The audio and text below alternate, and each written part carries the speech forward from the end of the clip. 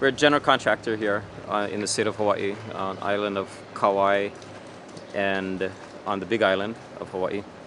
One of the things that we like to do, or that we do, we're a structure mover company. We move buildings whole. Usually the most common one are something like 24 feet by say 40 or 50 feet long.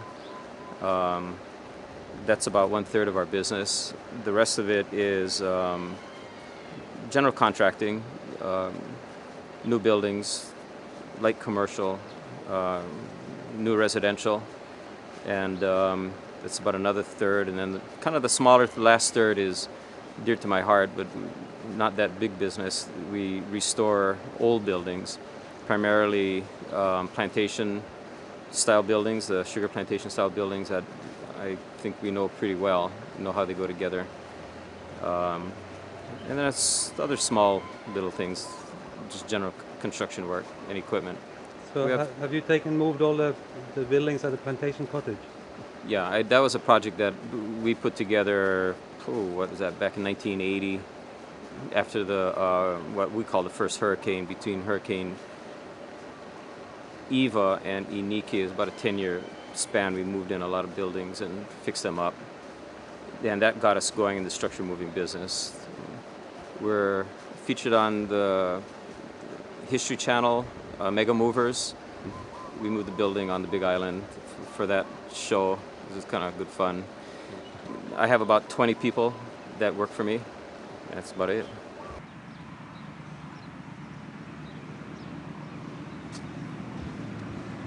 HP is my grandfather, and then he has my father, Alan Eric, and then it's me. And then he came from Norway, so I don't know how you call that. Third generation. You had an interesting perspective on your identity. We talked about your identity. What did we talk about? Your problems, with, well, not problems, but the situation of not being Hawaiian. Oh yeah. Not being American. You think you could talk a little about that? Oh, this is dangerous. without the bit.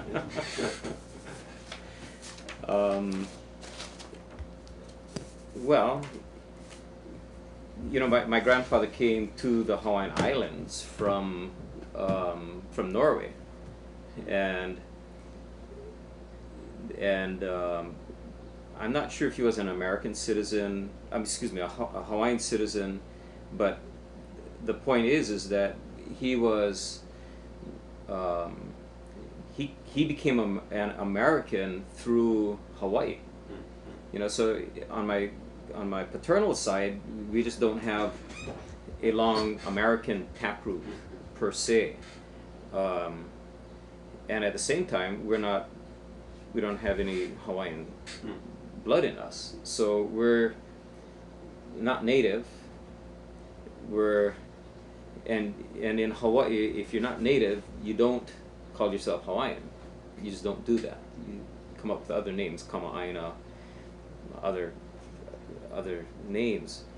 We're not Norwegian, so so I guess really we are Americans, and that's what a lot of Americans are, people from other places. But it's sort of interesting here in the islands when we see folks from the mainland come down and they have great big 4th of July celebrations. That this is the biggest day of their year, and it's sort of strangely, yeah, we do it, but doesn't have as much meaning as perhaps a local holiday, Kamehameha Day or something else. Is this a topic of discussion? Not really. Among people? I don't think it's a topic of discussion. Not really, except growing up in a more innocent generation, growing up, we all could run around bare feet, and I don't know, we never felt anything different back then. There was no big Hawaiian movement. We felt we were Kama'aina, children of the land, but because we were born here. But as far as, since then, you know, the whole Hawaiian identity or the native identity comes up. So you can call yourself Kama'aina, but it doesn't really mean much anymore. We used to differentiate ourselves from. We always knew we were Haole, we were not native, but we always differentiated ourselves from the coast Haules. They were the ones up in the United States. Local, and I think it's similar to Japanese, born here, you're Japanese here, but if you're from the mainland, you're called a katonk, and that was somewhat derogatory. And same thing with Coast Haole. You know, if you want to make a local Haole angry, you'd call him a Coast Haole, and that was like, you know, not a very good thing to say. You know, now with so many people from the mainland, and really, it was so simple back then when it was the plantation socio-economic situation. It was simple. Now it's simple for us anyway, growing up in the plantation. But now with these different economies and people from all over the world, you know, U.S. mainland, all around the Pacific, Asian, you know, different Asians now. It's more complicated and more watered down. I don't think those things mean so much. So I think that's why now, you know, you're either you got some Hawaiian in you, you're native and you're Hawaiian. You can wear the T-shirt that says Kauai Noa, which means, you know, to build a nation. You can go to Kamehameha school. You know, nobody else can. So I think that's how it's differentiating. And then everybody's sort of interbreeding too, so you can kind of go almost anywhere in the U.S. anyway, and you can pick out a person and you can pretty much say, yeah, I bet that guy's from Hawaii. And you see, because it's sort of this funny assimilation, this mix of so many different peoples, you know, Filipinos and Japanese, and as we say, the Caucasian or the Haules, and throw some little bit of Hawaiian blood in there, and you get this kind of mix that, to our eye, you can usually see. As far as the Norwegians as a whole in the islands, I don't know of any real true identity, because we never got together as a group.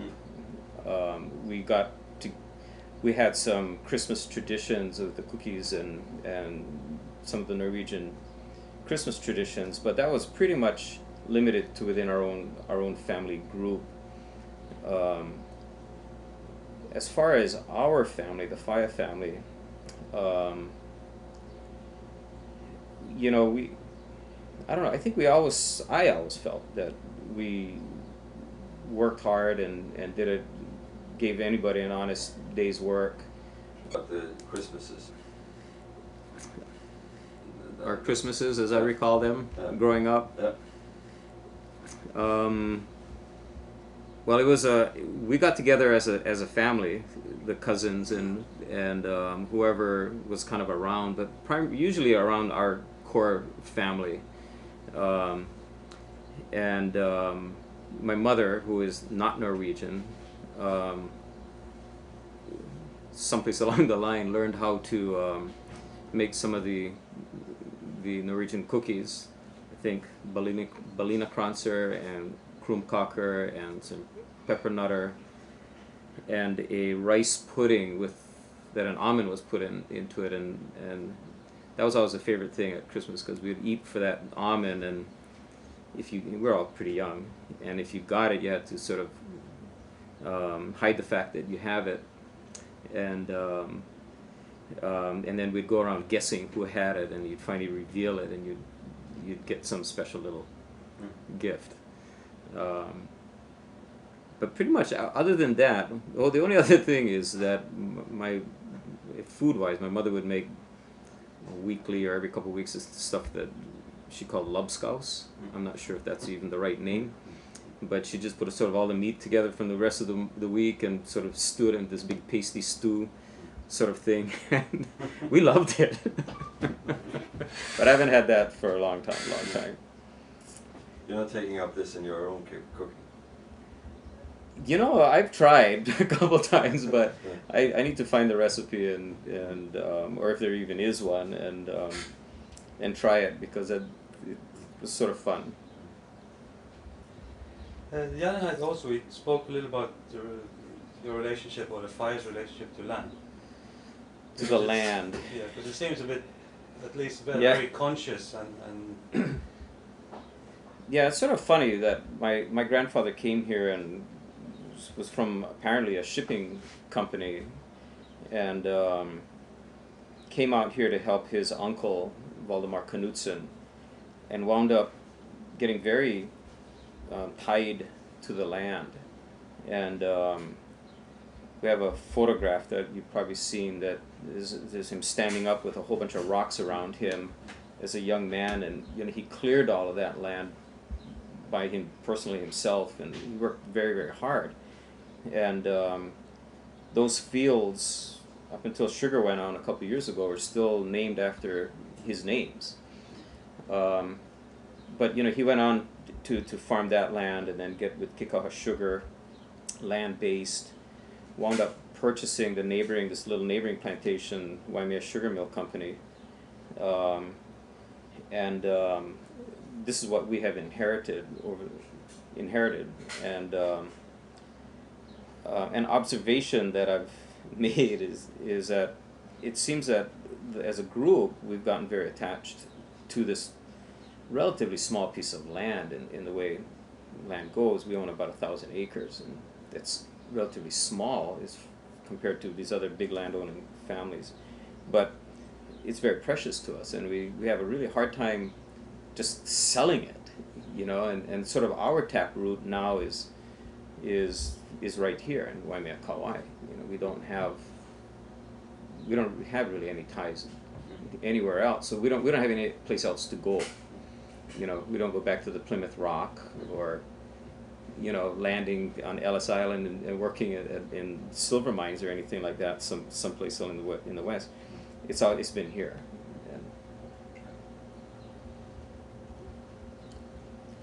And I think that's stronger for me, just because my father was a plantation manager. I grew up here, and I think that's not uncommon, you know, for the child that stays back and does that. But all my life, from when I was about 10 or 11 years old, I remember my father asking me where did I want to go to secondary school. I could have gone to Choate in Wallingford, Connecticut, where all the other males went, or I could go to Hawaii Prep on the Big Island. And knowing that I wanted to always be in Hawaii, I said, I'm going to go to Hawaii Prep. And so I broke tradition of all the other males in my generation and the generation above me by staying here and basically deciding to make my life here.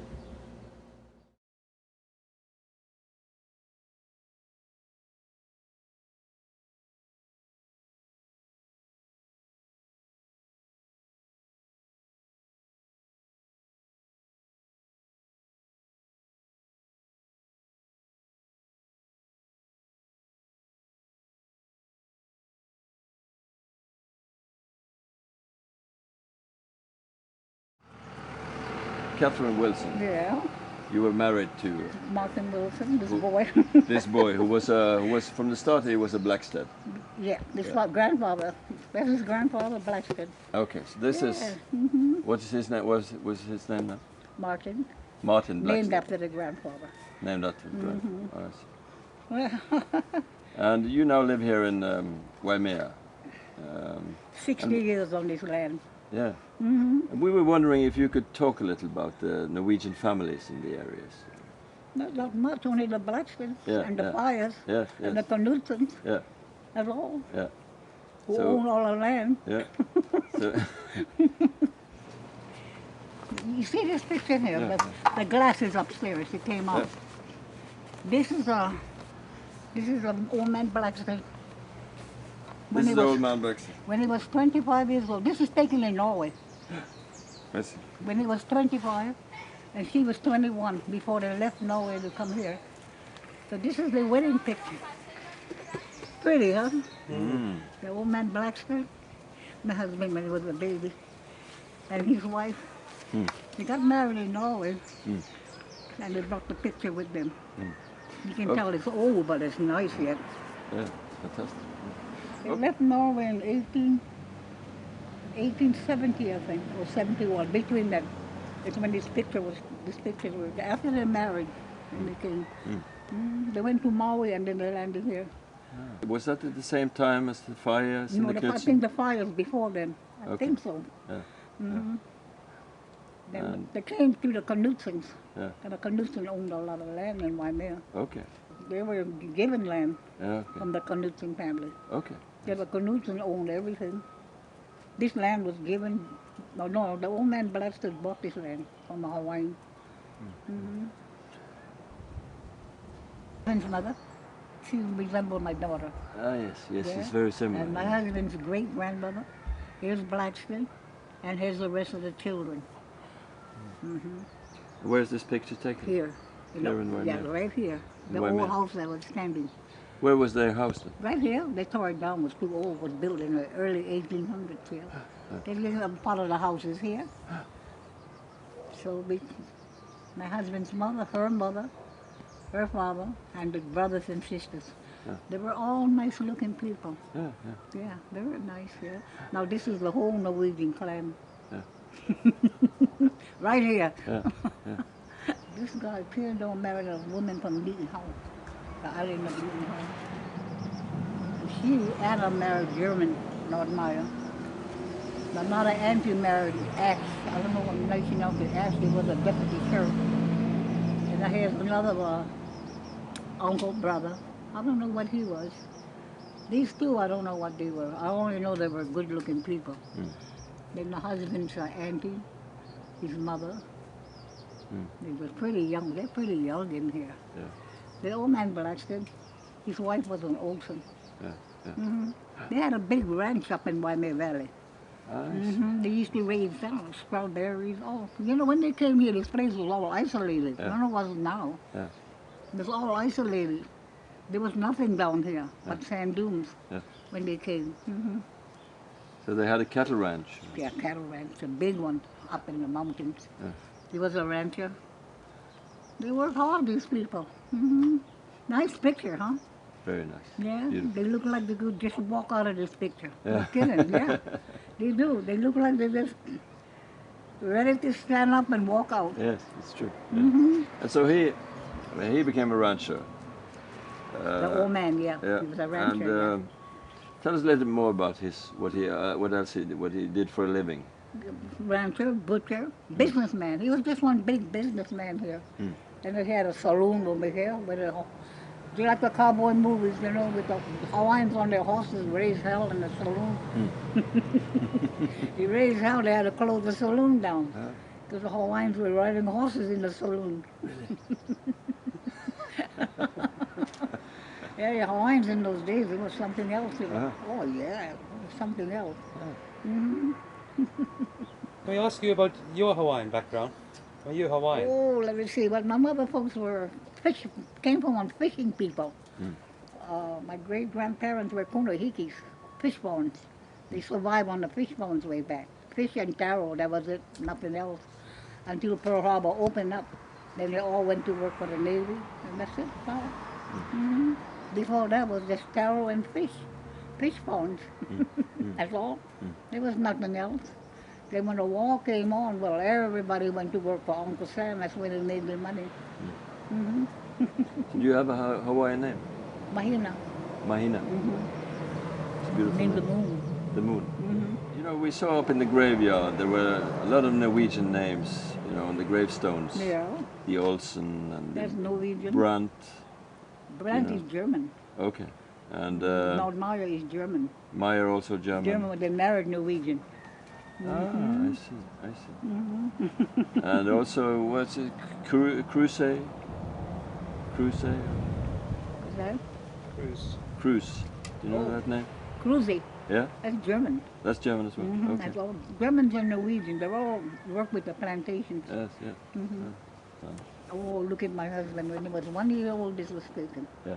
How you like that? Yeah, it's a beautiful, beautiful photo. Yeah, nice photo of him, but so old, Yeah. very old, yeah. So how did you come to meet him? We worked together during World War II. I see. Here in Kauai. No, on Oahu. Okay. He was in the Navy Reserve. Ah, And when he got through, we came back here. I see. Yeah. So what did you hear about other Norwegians here in the area? They were all land developers. Fires were built. Fire was plantation. He founded the grove. Yeah. Yeah, it's all his Peter Fire, Hans Peter Fire. Yeah. He picked up one of the fires and the Knudsen and the Blackstad as all. Yeah. And the Olsen. The old lady Olsen, she passed away very old. Yeah. They all married Hawaiians. They didn't marry Norwegians. No. No. They all married, even the Germans married Hawaiians. Yeah. Yeah. And you also have a beautiful daughter, as you. Well, I'm glad you like the picture. Would you like to show this? It's pretty. Yeah. What yeah. was this then? Could you tell a bit about this? She wanted out of 15 girls. Ah. Yeah, she was 15 years old. Yeah, she was 15 years old when she won the Miss Kauai. Ah. She became Miss Kauai. Yeah, she's a nurse in Indiana. Now she is. Nurse, yeah. She graduated from nursing school. But it's a pretty picture. Yeah. Yeah. She was really beautiful. Yeah, she was pretty, yeah. So it's maybe a bit surprising to a Norwegian audience, you know, Yeah, yeah. that there was a Miss Kauai who's a First Norwegian. girl with the Norwegian blood, Yeah, yeah. No other girl ever had Norwegian that won the Miss Kauai, yeah. So all the Norwegians was happy. Yeah. Yeah. Could you talk a bit about your own life in a sense? My life. Yes, I from had the a start. plain life. Yeah. Work all my life, that's all. Could you start from the beginning and talk a bit about your I went to school, upbringing? worked in the cannery, worked all over the place. That's all. Got married and raised all the kids, that's all. Not much in my life, but work all my life, that's all. Did you get work here in Waimea? Yeah. I worked in the cannery till they closed the cannery. I see. Then Paul. Yeah. They closed down all the cannery. Yeah. Then after that, all the plantations. Yeah. I like that. Yeah. What was the importance of the sugar industry for Waimea and a community like Waimea? Jobs. Jobs for all local people. Yeah, that's all. For the immigrants. Yeah. All the immigrants the sugar industry brought in here. Japanese, Chinese, Filipinos, everything under the sun. You can even laugh. Everything under the sun. That's it, yeah. But there's still Blackstad in Norway. Yeah. They came from Oslo, Norway. Yes. Yeah, Oslo, Yeah. I know where it is. It's a You know place. where that is? Yeah. How many Blackstads are here now? Huh? How many Blackstads are here in Hawaii? You know? Just about gone. They're all married. Grandchildren. You go to the mainland. Yeah. Yeah.